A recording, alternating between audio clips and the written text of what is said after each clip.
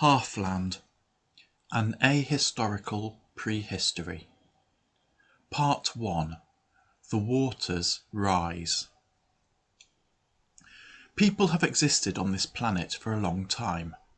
There is scholarly debate as to exactly how long, but it is generally agreed that whenever it may have been that people first lived, it was indeed a long time ago.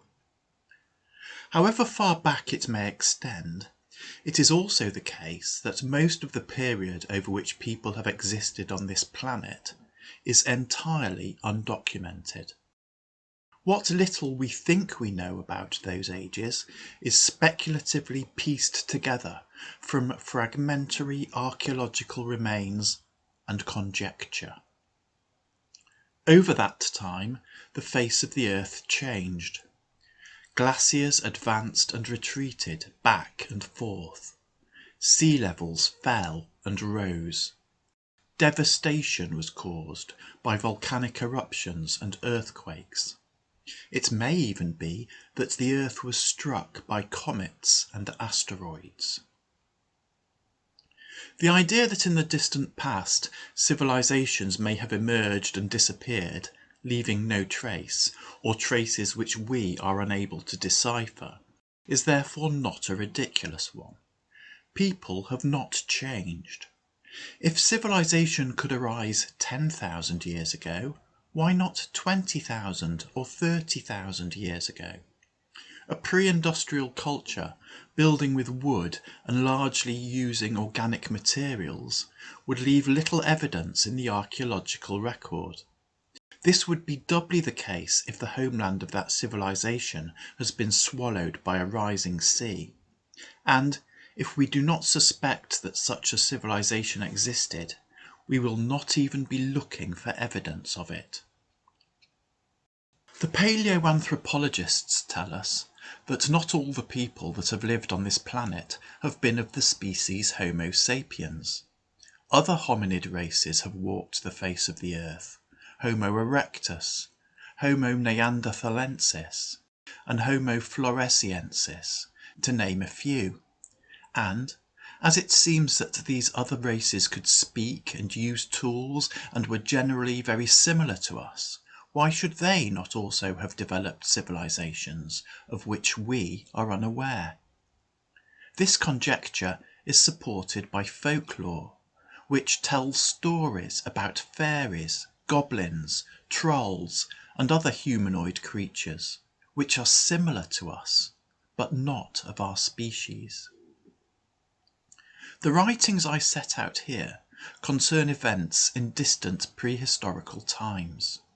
There is no historical record of them, so in that sense these writings are ahistorical.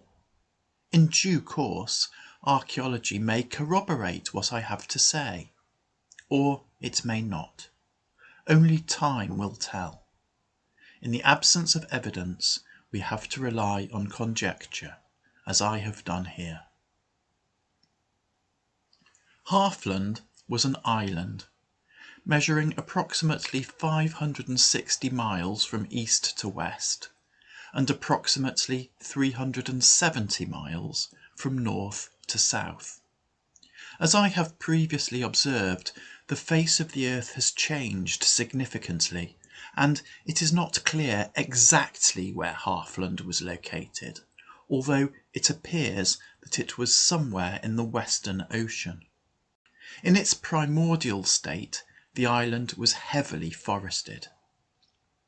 The first hominid inhabitants of Halfland were not of the species Homo sapiens. They were of the Dwarvish and Halfling races. It is not clear when the first dwarves arrived on the island of Halfland. The Dwarvish histories tell that the first dwarves awoke underground, in the caverns deep within the great mountain that the dwarves call the Old Mother.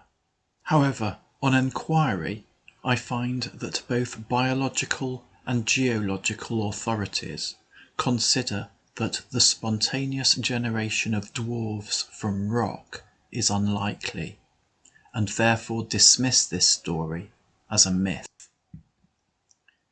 In whatever manner they got there, it is certain that the dwarves did inhabit a region adjacent to the Old Mother. That mountain lies at the southeastern extremity of the Silvermere Mountains. The Silvermere Mountains are a southerly running spur of the Northern Mountains, and at the base of that spur can be found nestled the lake known as the Silvermere.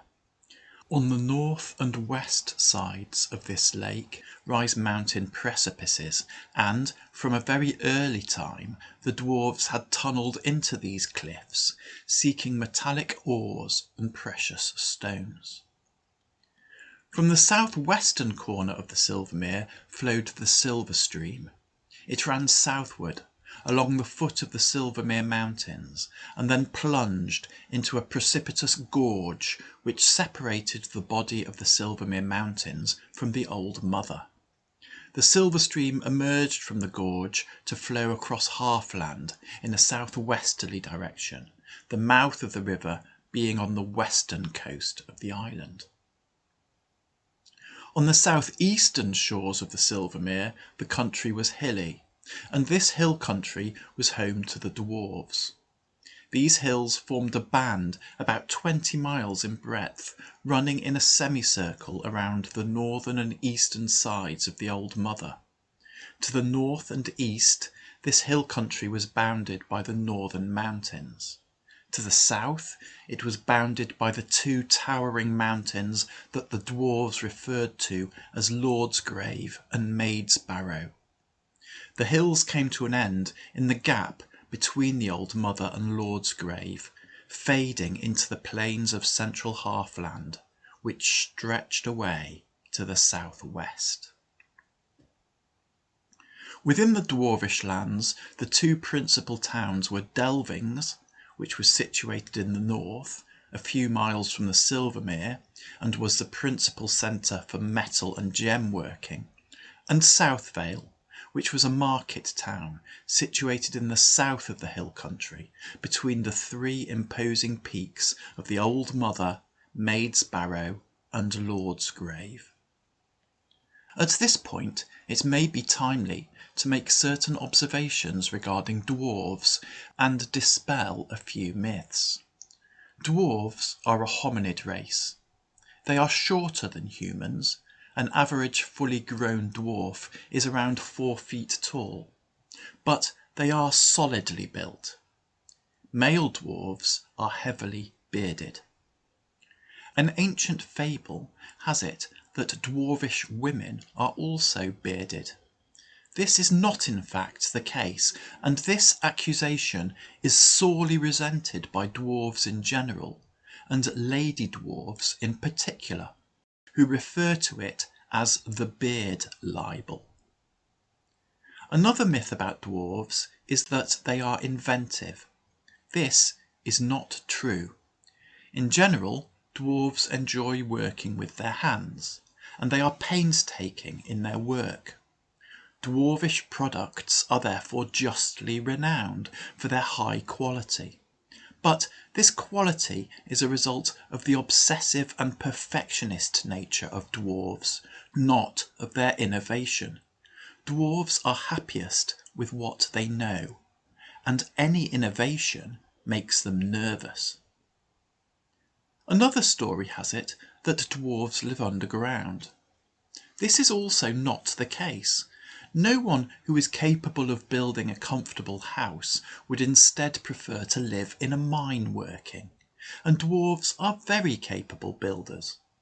It is also worth pointing out that the majority of dwarves did not make their living by mining, but worked the land or followed other trades.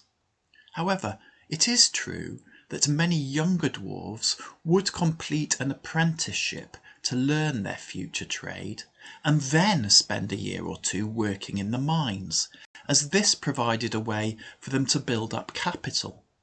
They would then use this capital to set up independently in their chosen business.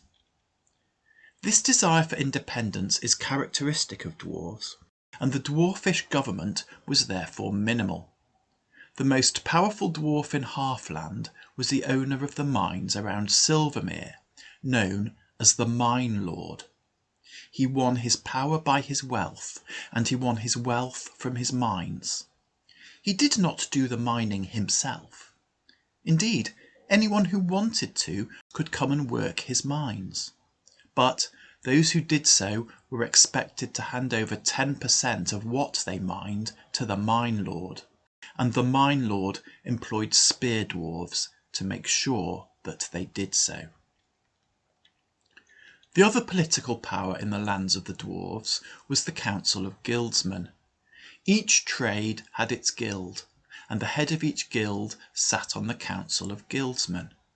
The council ruled on disputes between guilds, but its primary role was ensuring that dwarves of all trades could freely and securely go about their business. To that end, it imposed rudimentary law and order on the population. Anyway, that is enough about dwarves for now. Let's turn to halflings. Unlike the dwarves, the halflings did not claim to be autochthonic. When asked how they got to Halfland, they would reply that they walked there. This is not as ridiculous as it sounds. Although, at the time we are considering, Halfland was an island, sea levels have changed over time, and at some stage there could well have been a land bridge between Halfland and the continent. Further, insular dwarfism is a recognised concept in evolutionary science. It posits that island populations often evolve to be smaller than mainland populations. Now, of all the hominid species I will discuss in these writings, halflings are the smallest. A full-grown halfling stands only 3 feet tall. On this basis, the latest scientific thinking has it that halflings actually evolved in Halfland, from an isolated population of some precursor hominid. This precursor population moved to Halfland at a time when it was connected to the continent by a land bridge, and was isolated there when sea levels subsequently rose and Halfland became an island. There are 2 further facts that support this theory.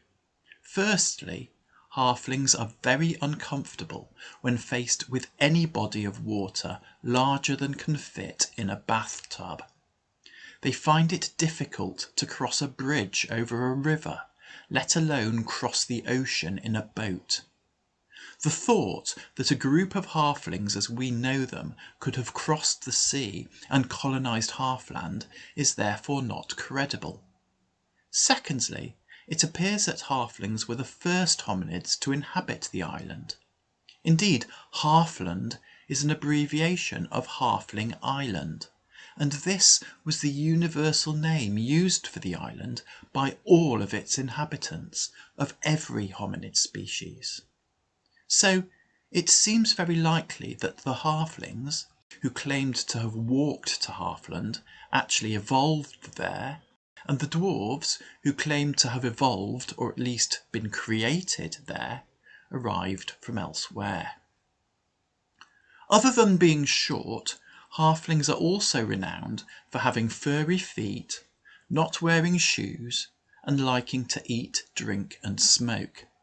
There is some truth here. Halflings do indeed like to eat, drink and smoke, but that hardly makes them unique. So does everyone. It is also true that it was unusual for halflings to wear shoes. However, this was not because the design of their feet made shoes unnecessary. The feet of halflings are similar in form and hairiness to those of other human-like creatures, although somewhat smaller. The truth is simply that halflings were not accustomed to wearing shoes. As they went barefoot from childhood, their feet were hardened to this, and the lack of footwear was not felt as a discomfort. In fact, many halflings found that wearing shoes made them uncomfortable, as it made their feet feel constricted and disconnected from the ground. And Neither were halflings unique in not wearing shoes for this reason. Goblins took exactly the same view of the matter. The halfling population was larger than the dwarvish population, but was by no means large. I estimate that maybe 70,000 halflings lived in Halfland at this time. There were three main centres of halfling settlement, known as Fairwood, Riverton and Hillfoot. Riverton and Hillfoot were situated a few miles from the northern bank of the Silver Stream. The halflings did not like to venture too close to the river, and certainly not over it, and they regarded it as the boundary of their territory. Fairwood was situated approximately 40 miles to the west. Halfling political structures were so decentralised as to be virtually non-existent. Halflings are peaceable, and law and order was generally maintained through social pressure rather than the use of force. The majority of halflings lived on and worked the land, and acknowledged no lord other than the head of their household.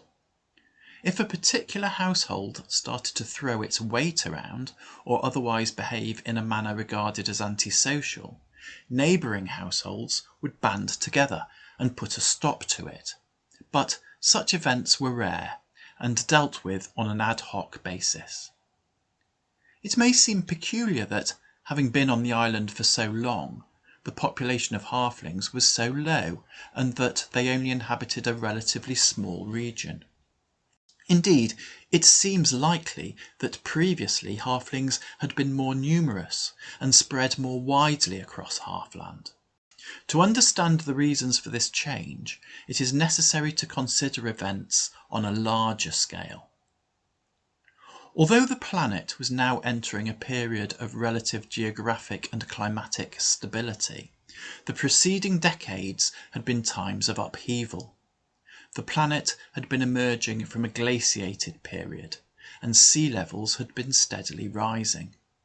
It appears that the changes in sea level at this time did not have a major impact on the coastlines of Halfland. However, changes in climate did have a significant impact. Indeed, it seems that changes in oceanic circulation driven by glacial meltwater had for a period significantly altered the climate of Halfland, leading to a succession of very wet years. This had caused significant stress to local flora and fauna, and hence to hominid populations. These effects were compounded by what appears to have been a major volcanic eruption, or possibly a collision with a comet or a series of cometary fragments. This had the effect of suddenly plunging the world back into a period of extreme cold, which lasted for several years. This caused a further decline in hominid populations in Halfland and elsewhere. As the planet emerged from this cold period, there was a final and rapid glacial melt. Again, this had little impact on the coastlines of Halfland, but on the continent the effects were dramatic. Large areas of low-lying coastal land were flooded, causing devastation to hominid populations residing in those areas. The survivors relocated. In most cases they migrated to territories that had been further inland and had not yet been inundated, where they fought the existing inhabitants for scarce resources. However, some communities living by the coast had developed the ability to build seafaring craft. Over a period of several years, various fleets of refugees travelled the world, looking for new lands to settle. And so it was that, in the first year of what became the common reckoning of all the peoples of Halfland, the 50 famous ships of the Skeldings landed at the mouth of the Silver Stream. Before the waters rose, many ships had plied the coastal waters of the continent. Some were traders, some were pirates, some were either as the opportunity arose. The most successful of these was Skeld. He had joined a ship's crew when still but a boy. By the age of 20 he was captain of his own ship. By the age of 30 he had a fleet of ships under his command. By the age of 40 he was a king. Gunnis was a small island about 10 miles off the continental coast. There was nothing special about Gunnis, except that it had a very fine natural harbour. There was no one to trade with or rob on Gunnis, but ships would often stop there to take on water or make emergency repairs. Skeld decided to base his fleet there. He improved the harbour, adding jetties and wharves and warehouses, and a town grew up around it, inhabited by his crews and their families. This town was known as Skeldstown, and Skeld ruled it. He declared himself king of Gunnis, and from this base operated a monopoly of trade for hundreds of miles up and down the continental coast, a monopoly which his ships maintained by force. But then came the time when the waters rose, and rose quickly. Skeld's wharves were under water, his warehouses were flooded, and his trading goods were spoiled. And in any case he had no one to trade with. The continental ports where he had done such good business were in like condition, or had been completely devoured by the sea. So Skeld called together the 50 captains of his 50 ships and offered them a choice. They could bring their wives and families and crews and servants and sail with him in search of new trading grounds, or they could remain on Gunnis and take their chances with the rising waters. And all 50 captains said that they would follow Skeld. So Skeld's fleet sailed for the last time, and as Gunnis receded into the distance, the wind started to blow, blowing offshore, blowing ever stronger, until it blew as strongly as the sailors had ever seen. And the ships ran helplessly before the storm into the uncharted open ocean. But Skeld and his captains were masters of their craft, and, although the storm was fierce, not a single ship foundered. And so, on the wings of the tempest, Skeld the Storm-blown and his 50 ships came to Halfland, making landfall at the mouth of the Silver Stream. Skeld leapt from his ship and waded through the surf. Stamping his feet on the dry earth, he thanked the gods for raising this land, and swore that having been delivered from the sea, he would sail no more upon it, but live on the land that the gods had granted to him. And to seal this oath, the 50 ships were dragged ashore, and their hulls were burnt as an offering to the gods. And each captain built a longhouse and dwelt there with his people, and outside each longhouse was raised the mast of each captain's ship, and atop the mast the ship's figurehead.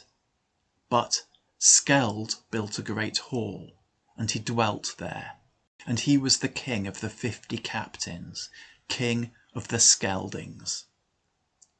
The Skeldings prospered and grew in number, for the land was fertile, and although Skeld had forsworn the sea, the Skeldings built boats and fished it, for the fish were plentiful. But they no longer built larger vessels, nor voyaged over the waves.